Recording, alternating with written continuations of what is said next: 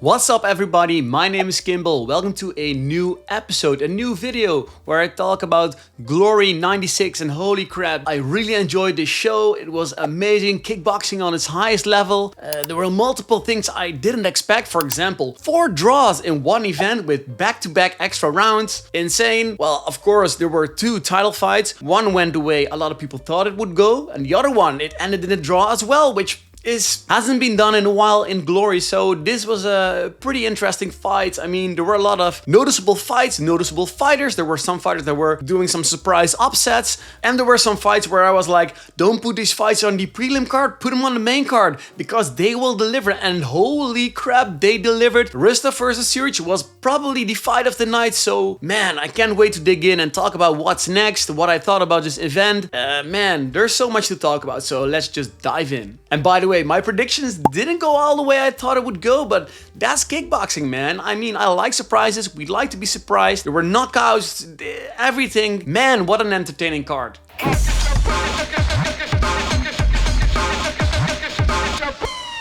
As mentioned, this card delivered, and man, I am just so excited about the future of kickboxing. There were so many great fights, and like always, let's start at the bottom of this card, at the prelims, and work ourselves all the way up to the main card, and I'll talk about everything, man. Just, man, what an entertaining night. Glory 96 kicked off with a great fight, in a fight where Mehdi Hadj defeated the Dutch-Moroccan Soufian Abdelkhalek by split decision. Well, this was a very interesting fight, a very fun fight to start off the fight card with. Like I mentioned in my previous show, Mehdi Hadj has a lot of body kicks, is very explosive. Abdelkhalek is like a guy who never stops, and well, this fight showed exactly these opposing fighting styles. So nevertheless, Mehdi Hadj, he managed to defeat Abdelkhalek by his explosiveness. Originally, I thought Abdelkhalek would win this fight, but it didn't happen. Well, like I mentioned, I like surprises, so in a way, it's not necessarily a surprise because Mehdi Hadj has a lot of experience, so in that regard, I could have expected this, but I don't know, man. Abdelkhalek has been doing so very well, and I thought he could probably edge this fight, but it didn't happen. So yeah, well, what is next? As I mentioned before, maybe a fight against, for example, Robin Ciric, or maybe if he wants, he could fight Hamisha, I think. Well, originally Hamisha should be fighting on this fight card, but because of an injury he had to pull out. Originally he was slated to face someone who is not ranked, a debutant, and I think Hamisha should be able to face a ranked opponent. So I thought, like, you know what, maybe Mehdi is a good guy to fight against, because Mehdi is an upcoming fighter, but at the same time he's someone I think could be a very great opponent for Hamisha. So in my last video I actually explained about that I think Hamisha should be facing ranked fighters because he's being promoted like he could be the next title challenger. But to be a title challenger, you should be beating ranked fighters. So I think a fight between Hamisha and Mehdi Hadj could be very nice. Yeah, for Soufian Abdelkhalek, going back to the drawing board should be good. Maybe a fight against Don Snow. Both are, of course, like a House of Glory fighters, so I think should be a good one. In the second fight of the night, we had an amazing heavyweight slugfest. A fight where Asdren Gashi, the guy from Albania, defeated Colin George by unanimous decision. It was a very fun fight. You know, these guys were heavyweights, and everything you expect in a heavyweight fight happened. Like multiple knockdowns. In the first round, Asdren Gashi knocked down Colin George by a overhand right. In the second round, Colin George came back with a left short hook, and Asdren Gashi got knocked down. So it was very spectacular, a lot of entertainment. Third round went to Gashi, so he took the victory, and yeah, it was a really entertaining fight. I'd love to see these guys back again because Glory needs heavyweights, and I think especially Gashi, he's a great guy to have in this division. And I think a great fight could be against, for example, Uku Jurjendal. And if not, maybe a fight against Kapanek, who lost on this card, but still is a very dangerous fighter, is unranked at the moment. And I think for both guys, I mean, Gashi is unranked as well, so I think this could be a very nice heavyweight slugfest, for example, on the Glory Collision 7 fight card. For Colin George, I mean, he's a great guy, I think. Well, he's a little bit on the older side, but I think as a heavyweight, your lifespan as an athlete is a little bit more long. So I guess maybe he could come back, take a fight against, for example, Big Sexy. The third fight of the night, in my opinion, is the fight of the night. This is a fight where I was like, man, it's just criminal that this fight wasn't put on the main card, because Theodore Hristov and Robin Ciric put on a performance of a lifetime. Man, this was so entertaining. They were explosive. They had some spinning shit as predicted. Man, this was like, man, I had a lot of fun watching this fight. And a lot of times you are like, you know what, I want to see an extra round. That happened. They got an extra round because in the first round, it was obvious that Theodore Hristov had a lot of explosiveness, speed, combinations. He was working every angle. I don't want to say Robin Ciric didn't do anything, because he was firing back as well. He was doing great stuff, so some spinning back kicks as well. It was really entertaining. But I had the first round for Theodore Hristov. Second round was very competitive, but all of a sudden, when Hristov came in, because sometimes when he is making combination, he can get a little bit wild, dropping his hands. At that moment, Robin Ciric, he gave him a straight punch and he got knocked down, and the fight completely changed. It was like, all right, Robin Ciric is on right now. He wants to make sure this round goes to him and is not letting Hristov get any chance to come back. So it was a very great round. So third round, another competitive round. Hristov knew like he had to win this round, because if he didn't win the round, he would lose the fight. At the same time, of course, Robin Ciric knew the same thing, but Hristov just knew how to dodge the punches, came back with a lot of great combinations.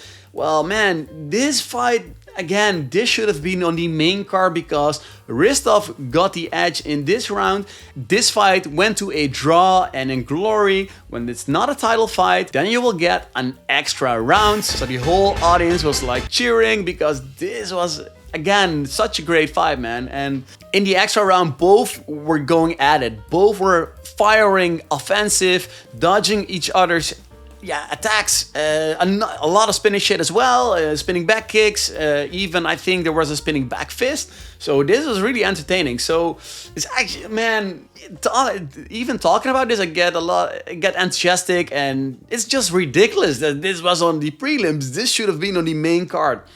Holy shit, man. Eventually, after the extra round, the decision went to Hristov, and he took the win, and he's now on a 4-fight winning streak. Originally, I was like, this guy could probably be the next title challenger, but because the main fight between Tyjani Beztati and Chico Kwasi went to a draw, I think that fight will get a rematch, maybe at Glory Collision 7. But the thing is, like, I don't know who's next for Hristov at this point. Well, originally I was like, maybe Hamisha could be the guy, but he's been injured, so we'll see what happens. But it means that Hristov has to wait a little bit longer to get his chance to fight for the title. So there is a possibility that they will maybe give Hristov another fight before he gets to fight for the title. But I don't know what they're gonna do, but whoever you put Hristov in front, it's always a fun fight, man. Let's talk about Robin Ciric as well, because the Dutchman did so good.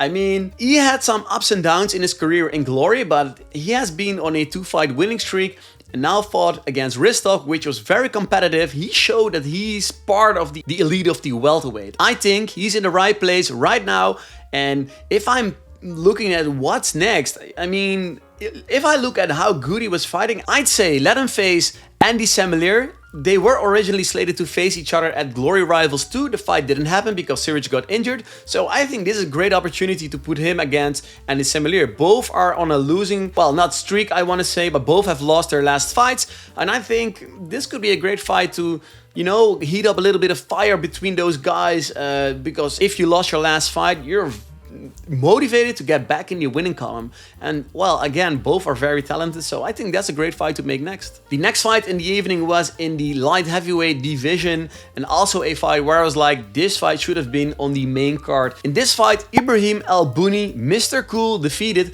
Bogdan Stojka from Romania by unanimous decision following an extra round. Yeah, again, this fight went to an extra round because in the first round, Ibrahim Bouni was very, well, quite aggressive for his style of fighting. And the first round was definitely for Ibrahim.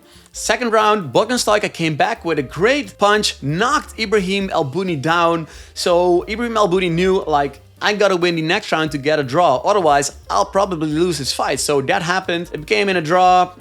So extra round was ordered and they were fighting. And Bouni did really great. Bogdan fought great as well. I mean, he's a veteran of the sport. He's been doing very good in the last couple of years. He came up short against Ibrahim Bouni, before that against Sergey Maslovayev. So even though he lost, I'd like to see him back in glory too, because he's still really a great fighter. And talking about Ibrahim Bouni, after the fight, when he got his victory, he called out Bahram Rajabzadeh. I mean, in his last fight, he lost by knockout and he's here to revenge his knockout. And he actually said, like, if there's a space, if there's a spot on Glory Collision 7, let me fight Bahram on that fight card. Hey, I'm not complaining. I'd like to see that fight, so let's make it happen. In the next fight, we have the new Mark Hunt. Yeah, man. Iancu is a guy who's like, holy shit. He looks like a tank, he fights like a tank, he knocks people out like a tank. This fight should originally be on the prelims, but because of the extra rounds in prior fights, this fight was moved up to the main card, and this fight didn't go the way I expected at all. I mean, like, I thought like Kapanik is a long guy, he would use his distance control, keep Iancu on the fence, you know, pick his shots and eventually go for the knockout. But he was like, you know what? You can throw down, I can throw down. So they were like in a fist fight. They were in a slugfest, but Iancu got the better of him because he's not only like body-wise a stocky guy like Mark Hunt, he hits like Mark Hunt. He knocked Kapanik down hard. But Kapanik stood up, he was like, you know, what you can do, I can do as well. And he was farming shots back. But it was a little too late because Iancu, he knocked him twice in the same round. So Iancu got the victory by technical knockout in the second round. And man, what a fun guy to watch, man. I said it in my previous show. The fight that I want to see is two big guys. And one of them is Iancu and the second guy is Nabil Khachab. Two big guys would be awesome for the poster, man. Put this fight on the Glory Collision 7 card because I'm sure a lot of fans want to see this fight happen. And talking about what's next for Kapanik, maybe a great fight could be a fight against Asdren Gashi. Both knockout fighters. I'd like to see that. Even though he lost this fight, he's still a very great fighter, a great heavyweight, a fighter the heavyweight division needs. So hey, let's make it happen. The second fight of the night was a really lackluster fight. It was a fight between Bobo Sacco from France and Denis Wojcik from Germany. This fight ended in a split decision following an extra round. This was the third draw of the night, and nobody was really happy about seeing next round because Bobo Sacco is a Muay Thai stylist. In his last fight, that meant a lot of clinching, a lot of knees from the clinch. It was an ugly fight. It just wasn't great to look at. To be honest, I thought that Denis Wojcik would use his technical superiority to keep Bobo Sacco guessing what happens, but unfortunately it didn't happen. It's too bad because Sacco in his last fight, he knocked out Dafa Mejia by a spectacular fashion. So it's too bad that this fight happened this way because, man, there was really I don't want to see this kind of fights again, man. I'm to be honest, Sacco won the fight, but I don't think Glory's happy with this fight. I don't think Glory's happy with Sacco being a overly clinch fighter because he even got a point deducted. So yeah, if Sacco wants to stay in Glory, he should change up his fighting style because if he wants to get a little bit more traction in popularity, I think, yeah, man, it's kickboxing, it's not Muay Thai. So what's next? Well, I don't really know who I would be matching Sacco with because his heavy clinch fighting style is just not that entertaining. So I'm just not sure who I would be matching him with. For Denis Wojcik, yeah, he had been riding a 2-fight winning streak, so what is next for him? Maybe a rematch against Iancu. Iancu actually asked for a rematch, so I think that could be a great fight to make. In the next fight, newcomer Mihailo Kulevic defeats Ilyas Amouche by unanimous decision, and to be honest, I'm not sure if this fight belonged on the main card. I mean, especially if you compare this fight with fights like Hristov versus Robin Ciric and Ibrahim Bouni versus Bogdan Stoica. those two fights really deserve to be on this main card. So if I were to be a matchmaker, I would have, you know, switched these fights up because with all due respect, I think Hamush is a great fighter, but he's not necessarily the best representation of high-level kickboxing in glory, especially compared to those guys like Theodore Hristov, Robin Ciric and those guys. To be honest, I noticed that Hamush has been fighting on main cards like for a long time now, and I was like, I actually don't know why that is. I do know he's got a lot of fans, so in that regard I think is a great guy to put on your cards, but I still think it would be better if this fight would have taken place on the prelims, especially if you want to fill up the arena. Then if you put him in the prelims, his fans will show up early, so in that regard, yeah, I don't know. Anyway, Mihailo Kulevic got the victory. I think he's a great addition to the middleweight roster. He's a guy who likes to use spectacular techniques, because in the second round he made a scissor knee in the clinch. His knee ended up hitting the nose of Hamushi and blood started pouring out of his nose. He even got a big cut on his nose. And when the doctor was looking at it, I was like, well, I'm not sure if this fight will continue. The fight did continue, so they fought out all three rounds, and Kulevic got the victory. So what's next? There's so many different possibilities. Well, so if I look at who's in the middleweight division, maybe it's a great fight to match him with Imad Hadar, a fighter who still has to make his return to the glory ring since he's been plagued with a lot of injuries, so that could be a great fight to make, or maybe a fight against Yuri de Souza. So there are a lot of opportunities for this guy. And for Ilyas Hamush, I think it would be, well, I'm thinking like who's there to face, maybe a guy like Brice Combu. Put those guys in the prelims and I'm sure they're gonna make a great show, so that could be nice as well. In the next fight we had the unofficial Battle of The Hague Part 2, and holy crap, this was an amazing fight with Michael Boapeah defeating Mohamed Touchassi by unanimous decision. And yeah, again, this was a great fight. This fight went exactly as how I predicted it to go, and Michael Boapeah put on the pressure early with his calf kicks, and for some reason Touchassi just didn't manage to block those kicks. So in the later rounds it was very evident that Touchassi was hurt bad and he was like limping on his legs. But even without the calf kicks, I mean, Michael Boapeah had such a presence in the ring. Touchassi just didn't seem to get anything working for him in this fight. So, well, to talk about this fight, I mean, when I previewed this fight, I was like, you know what? I think this fight comes a little bit early for Touchassi, and I feel like he should have been given, like, not necessarily...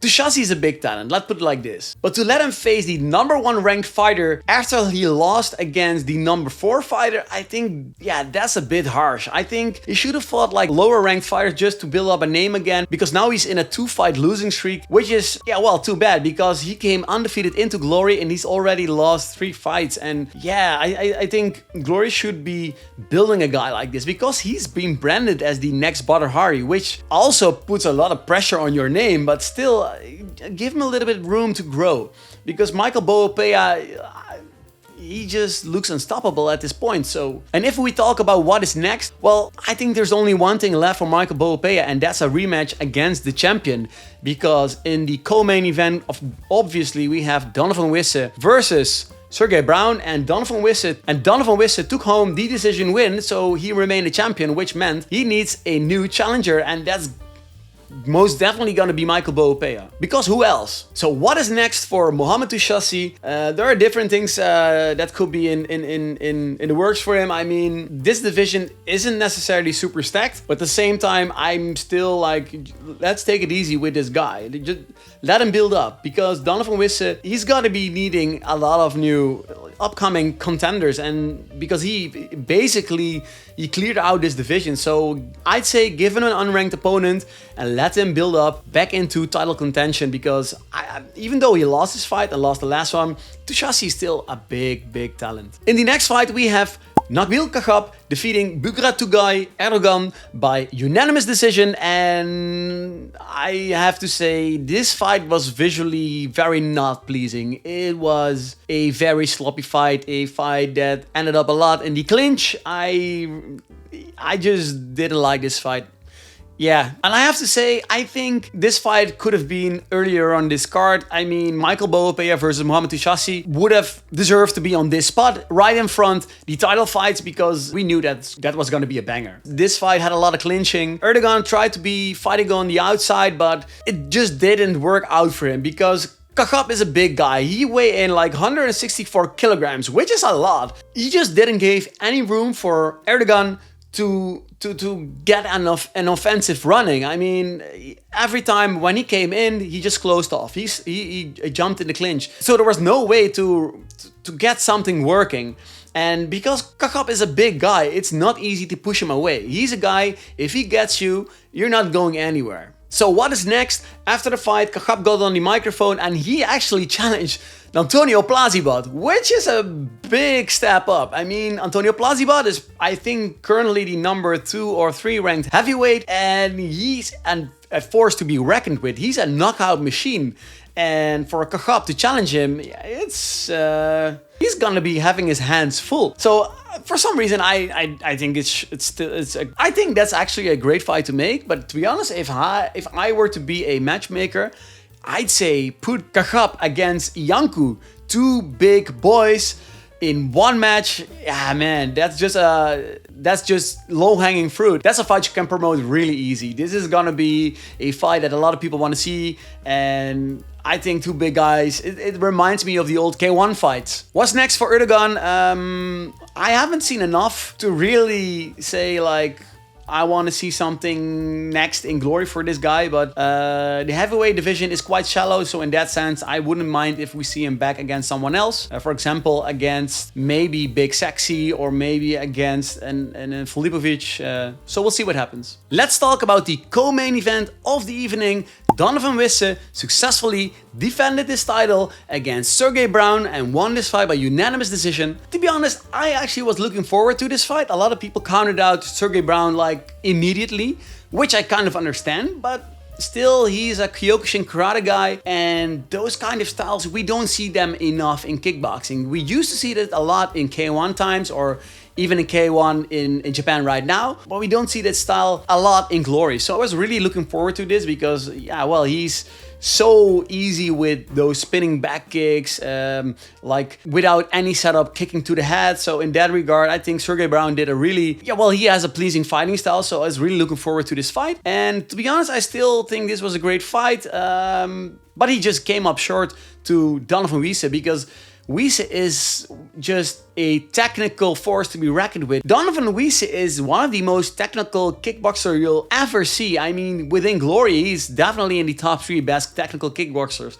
I mean, he can do everything so well. He reads you like a book. He acts on you instinctively. He can do everything so great, and he made sure to shut down every offensive that Brown had to offer. And with that, there's not a lot to talk about this because he's just this good. Also, there was something I wanted to talk about. My good friend Giovanni Chin, he noticed that Glory only put out 2 promo videos for the fight between Donovan Wisse and Sergey Brown, which is really criminal. I mean, if you have 2 title fights on your card, then you better be promoting both fights, because not only because it's a title fight, but also because Donovan Wisse is one of the greatest middleweights that has ever been in Glory.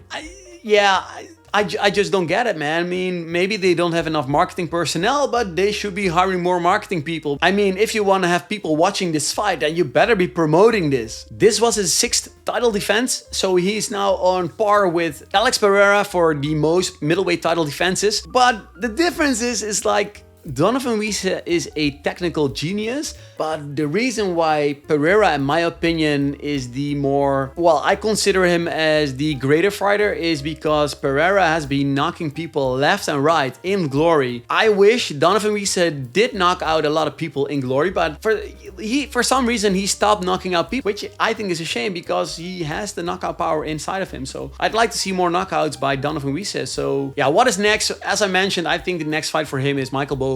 And for Sergey Brown, there are still a lot of options. If I look at the ranking, I'd say a fight against Ulrich Bukeme should be a good one. Let's talk about the main event of the evening with Chico Kwasi successfully defending his title against Tyjani Beztati. Of course, the fight ended up in a draw, which meant because it is a title fight, there will be no extra round, which meant that you had defended the title. Because if you want to win the title, you really got to defeat the champion. And Tyjani Beztati didn't defeat the champion, which meant Chico Kwasi kept his belt. This was a really entertaining fight. This was a fight between two champions, the welterweight champion and the lightweight champion. Actions went back and forth. It was very obvious there were two opposing styles. Like Chico Kwasi has this weird, unpredictable fighting style, while Tyjani Beztati has a very calculated fighting style. He's a great boxer for a kickboxer. He knows how to dodge punches and take over a fight, but against an unpredictable fighter like Chico Kwasi, that was just very difficult. And it was evident because in the first round, Tyjani Beztati did very well, but in the second round, he got knocked down by a straight punch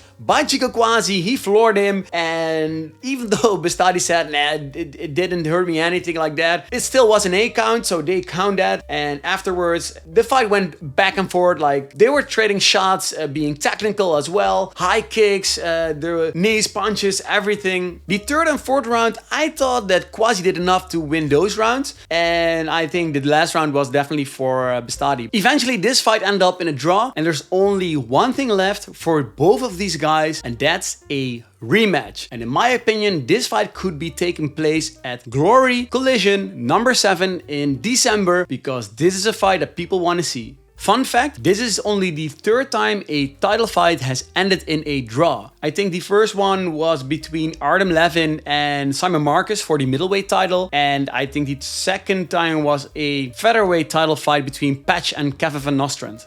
Little bit of history. So this was Glory 96. What did you think of the event? What did you think of the fights? Did you like the show? Did you dislike the show? Let me know in the comments what kind of fights do you want to see next. So put it in the comments. Glory will be taking a short break because in November they have no events planned, but in December they will return with Glory Collision 7 with only a few fights being announced, like with the main event, of course, Rico Verhoeven versus Levi Richters, and as a co-main event, of course, Donny Abena versus Tariq Kababes, which should be great fights. I can't wait for those fights. And I almost forgot this, but they actually have 2 events planned, because in Japan at 21 December they have a featherweight Grand Prix in a collaboration with Rise. So 4 Glory fighters and 4 Rise fighters will be competing in a one-night 8-man Grand Prix tournament, which, I mean, I'm so incredibly hyped for this one. It's stacked. So Glory will be ending this year with back-to-back great events, and I can't wait, man. In the meantime, there may not be Glory event, but there's still a lot of kickboxing to talk about, so you'll see me back before that. So I will be seeing you in the next video, but before that, please like and subscribe to the channel. I really appreciate that. So until the next one.